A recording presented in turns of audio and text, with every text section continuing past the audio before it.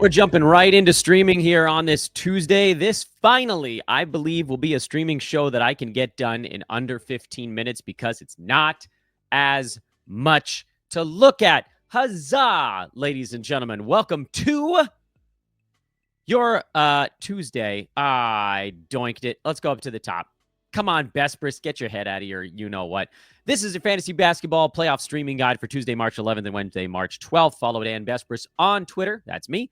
Old Man Squad on Blue Sky, Old Man Squad Fantasy on Instagram. Make sure to like, rate, and subscribe however you take in this content.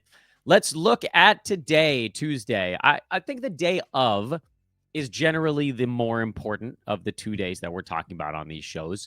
So we're going to maybe go slower on day of and then a little quicker on day in advance. In general, today might flip the other way because today, as we talked about on yesterday's streaming show, there are a number of teams that are rolling into kind of bad schedules, but only one team that has a good schedule starting today.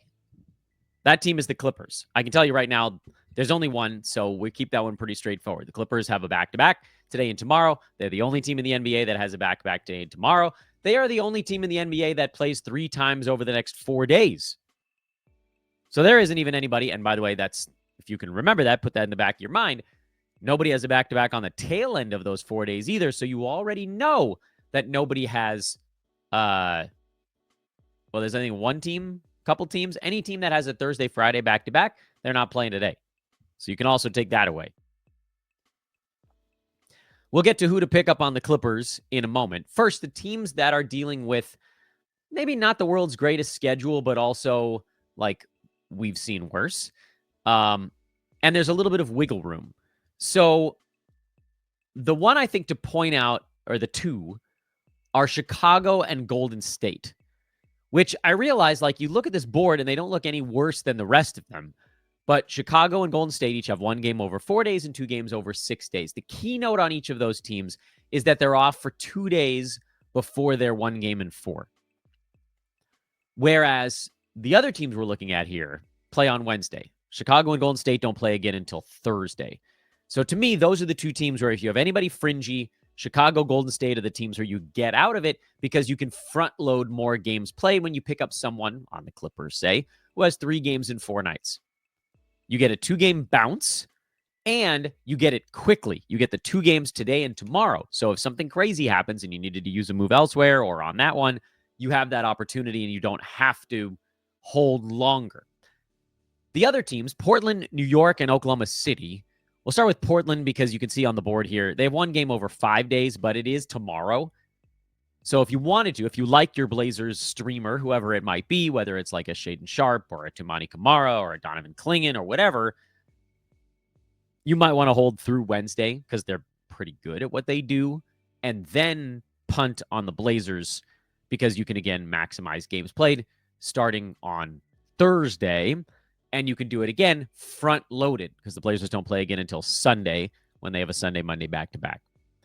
If you have a fringe Blazer, you can get off of them right now because there are a few teams that go 3 times over the next 5 days, and it gives you a little bit more of, I don't want to say, wiggle room because the Clippers go 3 times over 4 days. That's great, but it's a limited number of teams you can pick from. There are plenty of teams, I say plenty, but a handful that go 3 times over 5 days. Not everybody, but some. And so it at least gives you more to pick from if that's the sort of what you were trying to match up with what you let go of in Portland. Or screw it, go from a Blazer to a Clipper, and you're still with like an open day after that if you wanted to. Make a move on Saturday if you want to hold a Clipper all the way through the weekend. If you want to, the Clippers do have 6 games in 9 days, so you can hold all the way through Wednesday of next week. The other 2 teams I mentioned, New York and Oklahoma City. New York, they both have games on Wednesday, just like the Blazers too. OKC's off for 2 days, but then has a back-to-back, so their schedule actually gets better again at the end of the week. New York is off for 2 days, but they don't have a back-to-back. Knicks' schedule is serviceable starting on Saturday, but if you have a fringe New York Knicks player, Thursday is the day to get off of them. As far as targets, it's a pretty short list. You could go a little deeper than we went here just because the Clippers are the only team on the board. So if you wanted to go with like Amir Coffey and then pray for points, free throw percent, we'll type that on the screen while we're talking about it. The good choices on the Clippers are Kris Dunn, who's going to get you some boards, some assists, and typically a lot of steals. Bogdan Bogdanovic, who's going to get you some threes and some points because Kawhi's going to sit in one of these two games. So that really opens things up. And then Derrick Jones Jr., who's on a lot of waiver wires right now, where the other guys, not as many. Bogdanovic, he got held for long stretches this year because he was good in the past and just didn't. I don't think he was healthy this year, but I guess we'll never really know for certain. Kris Dunn likely got picked up when he had that run of insane steals about a week and a half ago. Jones is probably not. So if you're looking for field goal percent and steals, Derrick Jones Jr. is a pretty good option there. And again, you could play him for the back-to-back. You could play him for 3. You could play him for 4 out of 6, whatever makes sense. The reason I'm highlighting Derrick Jones is because I think you guys pretty much all have access to him. But, of course, if you need rebounds or assists or free throw percent or scoring, he's not going to get you those. And, I guess Derrick Jones might bungle into a block every now and then. That's not really his jam, even though he's a high fly act, more of a steals guy than anything else. And so the Clippers really are like kind of a steals streaming team to look at on Tuesday. Take a very short commercial break, and then we'll talk to you about Wednesday.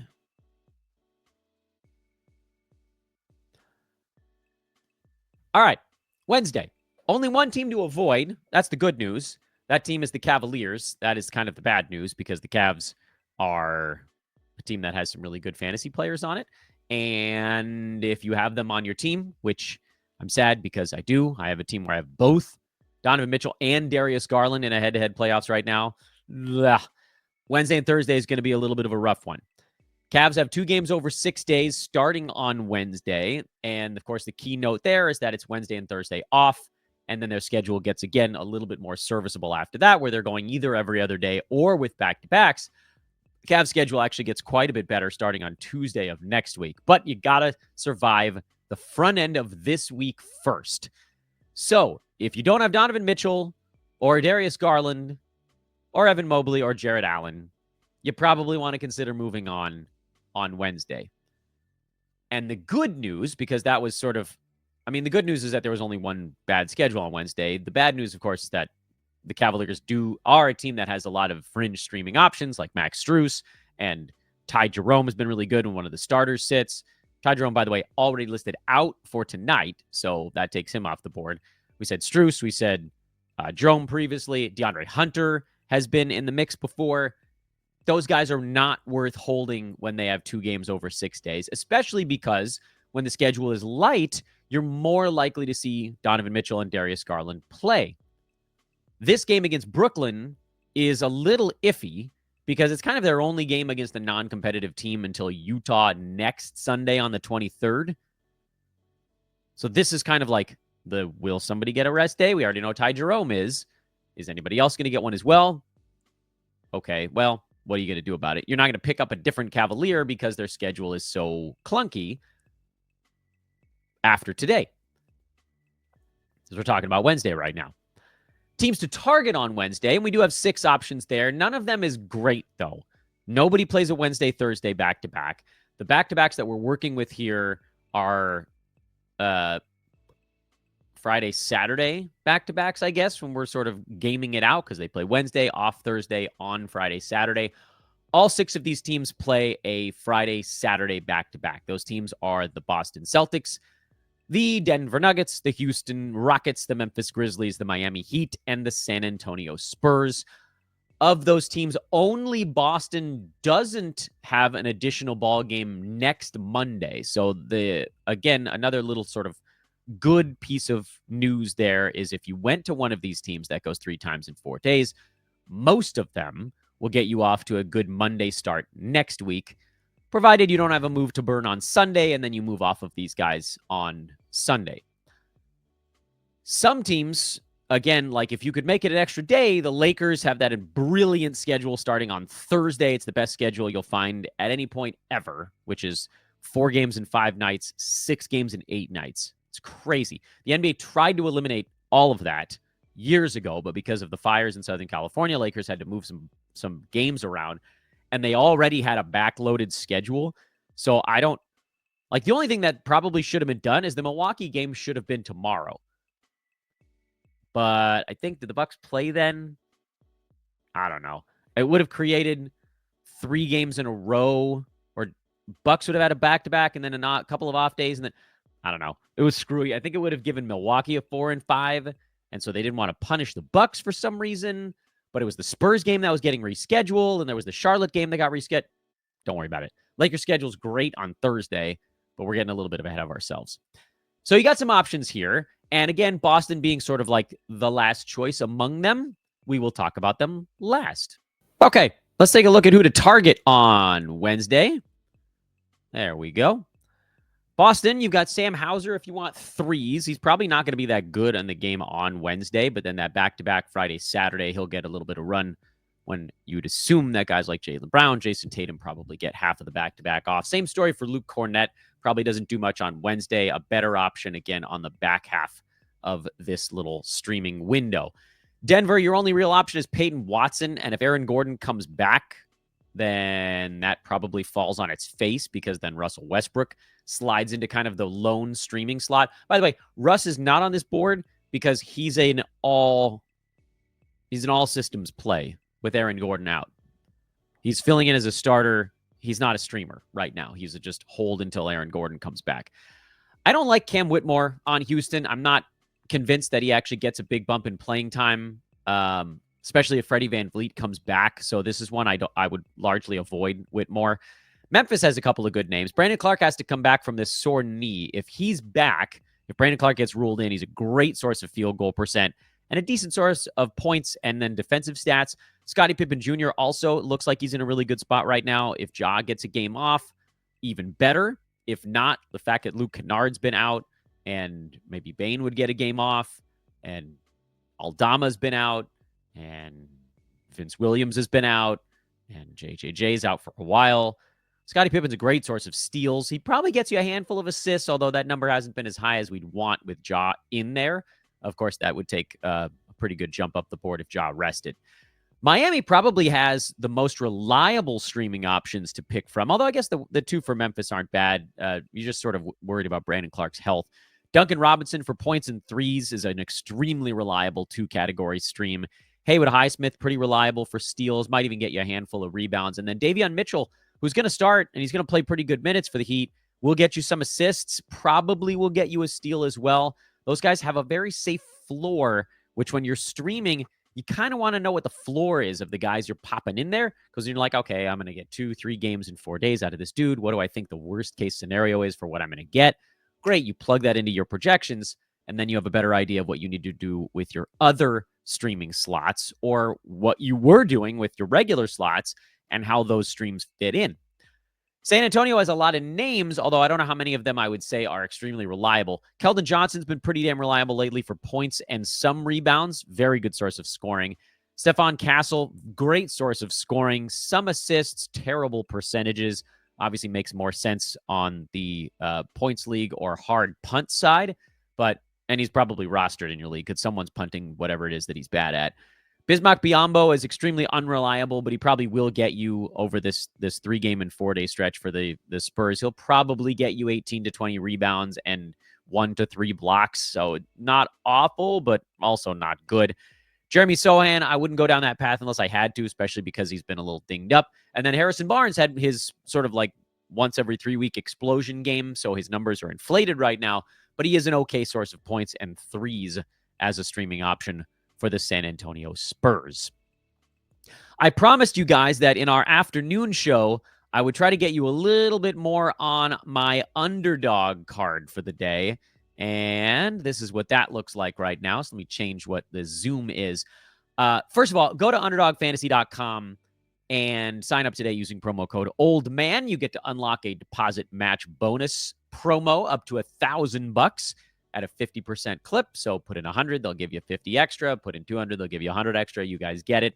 You also unlock a free play that turns one of the projections on your pick'em card into basically a guarantee. So like if you wanted Damian Lillard higher points today, you could use your free play on that and it would turn it into half a point.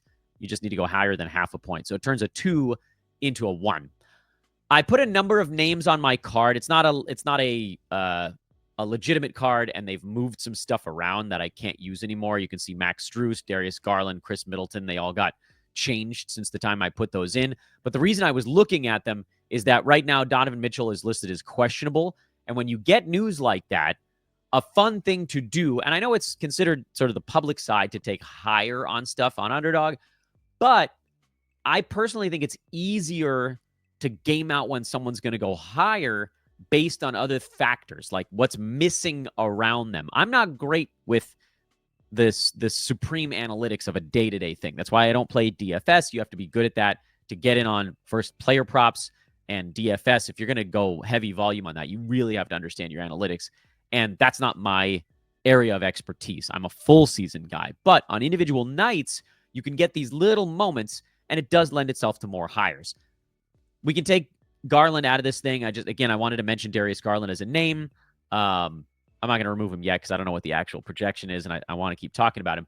The point I want to make here is I take Garland out, and Max Strus's number got changed also, and Chris Middleton's number got changed. The main point I was making here is you guys look at a DeAndre Hunter and Corey Kispert card. I'm not leaving that in, guys. Is when you find out that someone's questionable. Now, on the Wizards, Bilal Coulibaly has already been ruled out. So that already happened. The numbers in the system already reflect that. Donovan Mitchell was listed as questionable about an hour and a half ago, as of the time of us recording this show. And you could get in there and build a card with Cavaliers around Donovan Mitchell on the higher side before you get the status report. Here's the thing. If you are, and I don't mean to spend too much time on this, but this is just an idea for how to game, like even streamers as well. If you think that a particular player, and in this case it was Darius Garland, is going to have a perfectly average game, like the Cavaliers are playing the Nets, who are a decidedly average defensive team and chuck a lot of shots up these days because that's the way it is. And it's a back-to-back, home half of the back-to-back for Brooklyn. So not at home, like it's a baseball expression. It's the second half of the back-to-back. So they're going to be a little tired. Defense usually is the first thing to go when your legs aren't quite there. So you look at it and you're like, all right, this is probably going to be a totally fine game for Darius Garland if the Cavaliers were fully healthy. As soon as you find out that one of his key teammates is a 50-50 play to actually be in the game, you just take it over there at that point. Because if Spida does play, if Donovan Mitchell does play in the game, then your Darius Garland play is a coin flip, which, fine, whatever. But if there's a 50% chance that Donovan Mitchell doesn't play, then your expected outcome on the Darius Garland play is better than a coin flip. Because it's a coin flip if Donovan Mitchell's in, and it's much better than that if he's out. And if there's a 50% chance of each, that means that weighted averages, 50% of the time, you're going to have a 50-50 shot. 50% of the time, you're going to have whatever you want to call it, 75% shot. So your actual odds there are around 62.5% that your higher hits. It's too late now. Underdog has made the adjustment, but this is the way that you can attack it when news breaks that's a fit like a coin flip type of news break, as opposed to guy gets ruled out, because then those things will come off the board immediately. Anyway, the word is I'm looking at this, like DeAndre Hunter, we already know Ty Jerome is out. That one's not going to be a big impact on what the projections are on Underdog, but it's a big deal for a guy like Hunter, for a guy like Max Strus. Now, their numbers are going to get changed when Donovan Mitchell is either in or out, but on the Ty Jerome news, we actually had an opportunity with Cleveland. So that's the way I was looking at it. Join us at Underdog. It's super fun. Let's have a blast together. Let's win a couple of bucks, and let's... Everybody, we got to wrap it up. I hit the wrong button and I took my face off the screen for a second. Subscribe to our show. We're doing these streaming episodes every single day through your fantasy playoffs. We've done them now. We started them on Monday of last week. So this is 9 in a row. Trying to do 42 days in a row.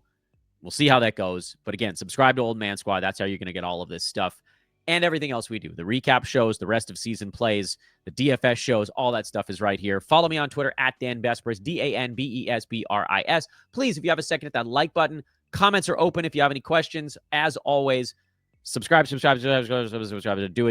it. Please do it. And if you're listening on iTunes or Spotify, 5-star review does go a long way. Thanks for watching, everybody. That's it for today. 2 shows again tomorrow. We'll see you then.